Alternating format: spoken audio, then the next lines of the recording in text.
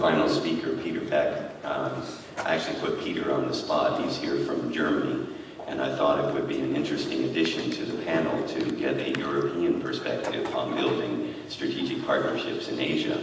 And unlike May, Peter will probably ignore me completely, but he certainly is here. I'm happy to thank him for joining us, and I hope that he will share some of that European perspective, because I think that will add something to our conference here today and our discussion following. Peter.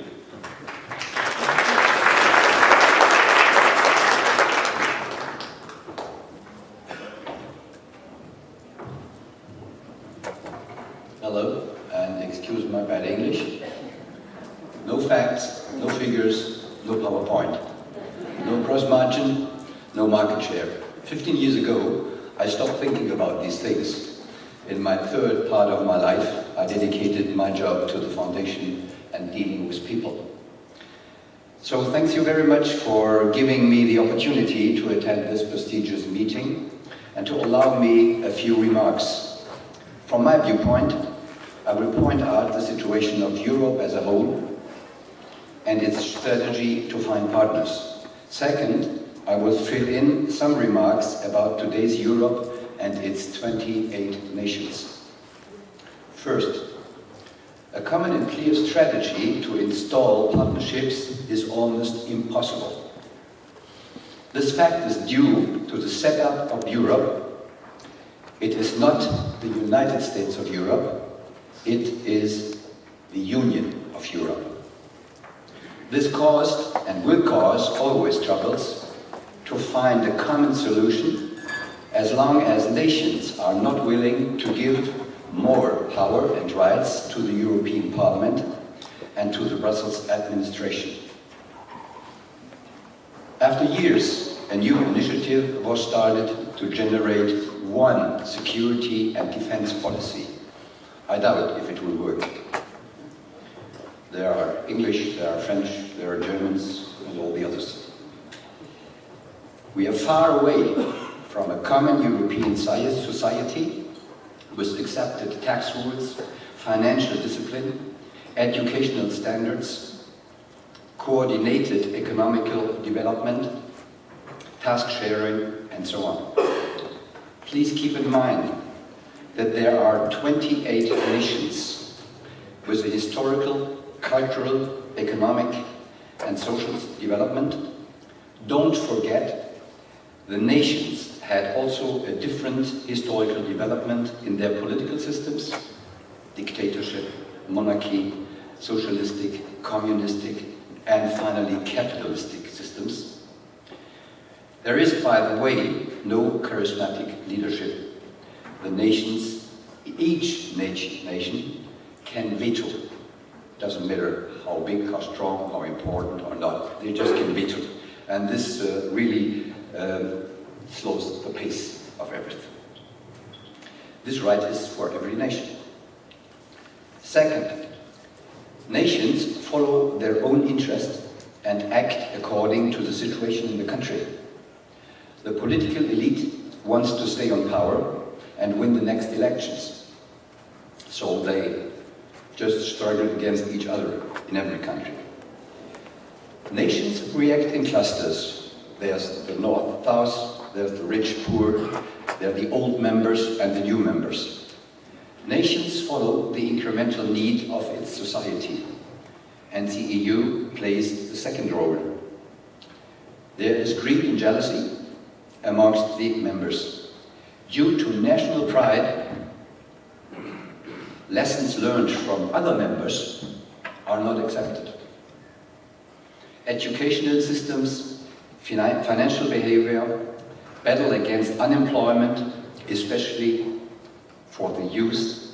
Remember, we got between 25 and 50% unemployment rate under youth between 15 and 24 years in some states, especially in France. The region I'm coming from is just on the border to France, and over there we do have 26 to 27% of unemployment with young people. So you can imagine what happened, but what comes out of this in the social piece. States outside Europe play a card. If it doesn't work with France, then we go to England. If it doesn't work with Italy, then we go to Germany. So we really can play this game. Protection of the national market or subsidies for investments of other nations are also possible. So there's no common rule, no policy, and somebody who wants to invest from outside Europe just can play this card. Say, hey, I go there, I got subsidies. If the other guys don't want me, I can go there. Take TTIP, for example. Every country sees it different. Opposition is politically asked for to calm the society. There's a lot of things people do not understand in the population. I think about what it's called, the chicken problem we have. Historically grown relations, we use the big picture for Europe. Integration is handled despite EU rules nationally. I remember, you all can see that Italy is left alone, Spain is left alone as European partner with the problem of the immigration from Africa or from Syria, wherever. All the refugees are coming over and they get stuck in Italy and in Spain, and Europe has rules for that. But the countries do not obey. They try every chance to get rid of those people or not to get them in the country.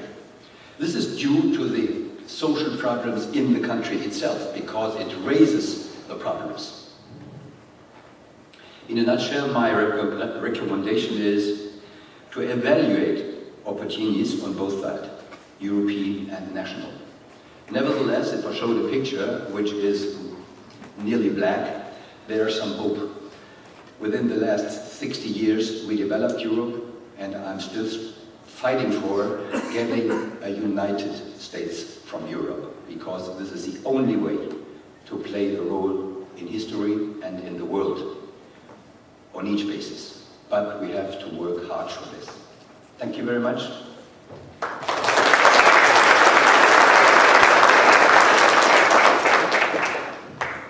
All right, thank you, Peter, and thanks to all the speakers. We do have, I think, plenty of time to entertain questions. A couple of things. I have a question. Do we have microphones for... we do now. Thank you. So if people will raise their hands, we'll try to identify you and get a microphone so that everyone can hear the questions. And would ask you may direct the questions either to a specific panelist or to the panel generally.